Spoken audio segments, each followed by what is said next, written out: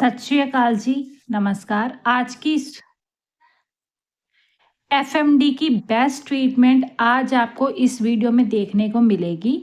तो आप अगर आपके आसपास या आपके घर में अगर किसी को एफएमडी की शिकायत है, तो आपके लिए ये जो वीडियो है ये वरदान साबित होने वाली है। ये वीडियो बेस्ट वीडियो होगी क्योंकि इसमें जो हम ट्रीटमेंट करेंगे वो हम इस हिसाब से करेंगे कि हमारी जो एफएमडी से प्रभावित जो गाय हैं वो बहुत ही जल्दी प्रोडक्शन पे आ जाए और उसका अबॉर्शन भी ना हो और उसकी जो प्रेगनेंसी है वो मेंटेन रहे।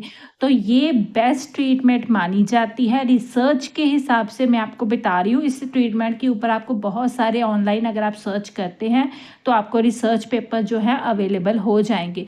तो मैं आप इस वीडियो का जैसे अभी आपकी स्क्रीन के ऊपर ट्रीटमेंट आ रही है तो आप इसका स्क्रीनशॉट लेके अपने पास सेव रख सकते हैं, जहाँ आप किसी नोटबुक के ऊपर इसको लिख कर रख सकते हैं। ये ट्रीटमेंट जो है ये आपको घरेलू नुस्खे और जो एलोपैथिक मेडिसिन है उसका कॉम्बिनेशन है। इन दोनों के कॉम्बिनेशन से हमारी जो गाय है उसमें बहुत अच्छे रिजल्ट जो है वो देखने को मिलते हैं। तो मैं पहले जैसे इसकी पार्ट 1 वीडियो कल मैंने पोस्ट की थी, आप उसको ज़रूर देखिएगा। उस वीडियो के बाद आप ये वीडियो जो है वो देखना स्टार्ट कीजिएगा, तो आपके लिए बहुत ज़्यादा फ़ायदेमंद बात होगी। चलिए फिर शुरू करते हैं। सबसे पहला पॉइंट, आम तौर पे देखा जाता है कि सर्दियों में एफएमडी ज़्यादा अपना असर दिखाती है, पर गर्मियों में भी आजकल इसके केसेस जो है वो देखने को मिलते हैं।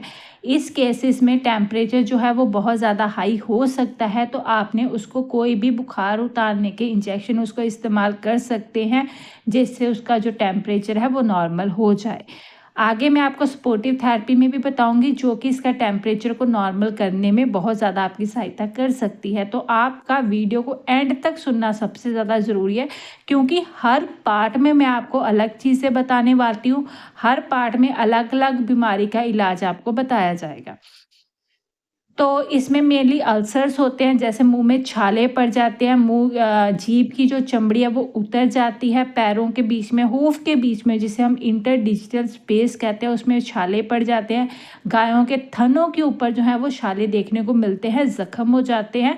तो इन सारी चीज़ों का हम अल्सर, लैसिरेशंस या फिर ब्लिस्टर्स इनको कहा जाता है। ये मैं आपको टेक्निकल टर्मिनोलॉजी बता रही हूँ। तो हमारा मेन फोकस है कि हमारी गाय जल्दी से जल्दी अपनी प्रोडक्शन के ऊपर आ जाए और उसका जो प्रेगनेंसी है वो भी मेंटेन रहे। अगर बाय चांस आपकी जो गाय प्रेग्नेंट है और उसको एफएमडी ने उसको अपनी चपेट में ले लिया है, तो देखिए, अगर आपकी फ्रेश गाय को एफएमडी हो जाती है, जो जिसको अभी मान लीजिए हफ्ता ही हुआ है बच्चा दिए हुए, अगर उसको एफएमडी उसको आ जाती है तो आपने उसको ऑक्सीटेट्रासाइक्लिन जो एंटीबायोटिक होता है उसका इस्तेमाल आप बिल्कुल भी नहीं करेंगे। उसकी जगह पेंसिलिन या फिर अमोक्सिसिलिन का आप इस्तेमाल ज़रूर करेंगे। पेंसिलिन और ऑक्सीसिलिन का इस्तेमाल बहुत ही ज़्यादा फ़ायदेमंद साबित होता है इस सब में, क्योंकि जो पेंसिलिन होता है एक ब्रॉड स्पेक्ट्रम एंटीबायोटिक है। एफएमडी में जो एंटीबायोटिक सबसे ज़्यादा काम करता है वो पेंसिलिन ही है। पेंसिलिन गाय को अगर मान लीजिए थनों के ऊपर भी जो छाले हो गए हैं वो हो गए हैं, तो उसको मस्टाइटिस होने से भी, जो थैलेला रोग है उसको भी रोकने में जो पेंसिलिन है वो बहुत ही अच्छा जो है वो काम करने वाला है। एक आप उसको एंटीबायोटिक देंगे पेंसिलिन का, या फिर आप पोटेशियम क्लेवोनेट, एमॉक्सिसिलिन प्लस पोटेशियम क्लेवोनेट का कॉम्बिनेशन जो है वो आप इस्तेमाल कर सकते हैं। आपको बहुत ही ज़्यादा शानदार रिजल्ट जो है वो देखने को मिलेंगे इस इंजेक्शन के। आप इस एंटीबायोटिक का इस्तेमाल 3 से 5 दिन आप अवश्य कीजिएगा। आगे आ गया नसेड। ठीक है, नसेड में आप फ्लूनिक्सिन, मैग्लूमाइन या फिर कीटोप्रोफिन वगैरह का इस्तेमाल कर लीजिए। अगर आप ऐसा करते हैं कि अगर आपने सुबह कीटोप्रोफिन लगाया है तो आप शाम को फ्लूनिक्सिन, मैग्लूमाइन का इस्तेमाल करेंगे। मीन्स आप एक दिन में 2 अलग अलग तरह के नसेड अगर आप इस्तेमाल करते हैं तो आपको बहुत ही ज़्यादा शानदार रिजल्ट देखने को मिलेंगे। तो ये दोनों चीज़ें आपने फ्रेश गाय के लिए जो है वो आपने करनी है। तो जैसे ये हो गया, एंटीबायोटिक साथ में नसेड़ देंगे तो उसका बुखार में भी बहुत ज़्यादा जो है मदद उसको मिलने वाली है। आगे आ गया कि जो उसकी जीभ है, ठीक है, आपने देखा होगा कि मसूड़े जो होते हैं गाय के वो बहुत ज़्यादा फूल जाते हैं, लाल हो जाते हैं, उसकी जीभ जो है वो, उसकी जो स्किन है वो उतर जाती है। आप देखेंगे कि आपसे देखा नहीं जाता, इतनी बुरी हालत कर देती है एफएमडी। तो आमतौर पे किसानों की जो शिकायत रहती है कि हमारी गाय कुछ खा पी नहीं सकती, वो इसीलिए खा पी नहीं सकती क्योंकि उसकी जो जीभ है, अगर जब वो चबाती है तो जो छाले हैं उसको बहुत ज़्यादा दर्द करते हैं। तो उसकी जीभ के लिए आप हल्दी हल्दी जो है वो आप मक्खन या फिर घी में, ठीक है, मक्खन या डालडा घी में या देसी घी में आप हल्दी को मिला के उसका पेस्ट बना के आप गाय की जीभ के ऊपर लगाते हैं तो उसकी छालों में बहुत जल्दी रिकवरी आपको देखने को मिलेगी। उसकी जीभ जो है वो बहुत जल्दी ठीक हो जाएगी। अगर आपके पास घी अवेलेबल नहीं है तो आप लिक्विड पैराफिन बाज़ार में अवेलेबल हो जाती है। आप लिक्विड पैराफिन में भी हल्दी को मिक्स करके उसकी जीभ के ऊपर पेस्ट बना के लगा सकते हैं। तो मैं उम्मीद करती हूँ कि अभी तक की ट्रीटमेंट आपको समझ में आ चुकी होगी। हमने एंटीबायोटिक्स लगा दिया, बुखार उतारने की दवाई लगा दिया और जीभ के छालों को ठीक करने के लिए हमने पेस्ट बना ली है। तो इस वीडियो को अगर आपने अभी तक लाइक नहीं किया है तो प्लीज़ लाइक कर दीजिएगा, सब्सक्राइब करना मत भूलिएगा और इस वीडियो को शेयर करेंगे तो किसी ना किसी किसान भाई को इसका फ़ायदा अवश्य मिलने वाला है। एक और शिकायत रहती है कि हमारी जो गाय हैं वो बहुत ही ज़्यादा कमज़ोर हो चुकी है एफएमडी में, क्योंकि वो खा पी नहीं सकती, वो ऑफ फीड हो चुकी है। तो इसके लिए आप एक और सल्यूशन कर सकते हैं। आप ग्लिसरीन में लिग्लोकिन 2% जो हमारा एनेस्थीसिया आता है, ठीक है, जिसे हम सींग वगैरह सुन करने के लिए 2% लिग्लोकिन का इस्तेमाल करते हैं, उस ग्लिसरीन में आप 1 कटोरी ग्लिसरीन ले लीजिए और उसमें आप 2% जो लिग्नोकेन है उसका 20 ml लेके आप इसको पेस्ट बना के अगर अपनी गाय के मुंह में, उसके जीभ में, उसके मसूड़ों के ऊपर लगाते हैं तो उसे एक बहुत जल्दी जो है इफ़ेक्ट मिलेगा, सूदनिंग इफ़ेक्ट, उसको आराम देगा, जिसके आपकी गाय जो है वो खाना पीना दोबारा से शुरू कर देगी। ठीक है, अगर आपकी गाय भी खा पी कम रही है, जब बिल्कुल बंद कर चुकी है, तो आप प्लीज़ इस लिग्नोकेन 2% वाले जो तरीका मैंने आपको बताया आप इसका इस्तेमाल अवश्य कीजिएगा। आप देखिएगा कि आपकी गाय जो है वो अगली बार से ही खाना शुरू कर देगी। ठीक, अगर आपकी गाय को बच्चा दिए हुए 2 से 3 महीने हो चुके हैं तो आप उसको प्लेन ऑक्सी के साथ साथ फ्लूनिक्सिन मैग्लोमाइन का इस्तेमाल कर सकते हैं। आप पेनिसिलिन को छोड़ के प्लेन ऑक्सी का भी इस्तेमाल करेंगे तो आपको शानदार रिजल्ट जो है देखने को मिलेंगे। याद रखिएगा कि मैंने ऊपर बताया हुआ है, फ्रेश गाय में आप पेनिसिलिन या फिर अमोक्सिसिलिन पोटेशियम क्लेवोनेट का इस्तेमाल करेंगे और जो है आपकी 2 या 3 महीने जिस गाय को बच्चा दिए हुए हो चुके हैं वो आपने ऑक्सी के साथ आप फ्लूनिक्सिन मैग्लोमाइन का इस्तेमाल कर सकते हैं।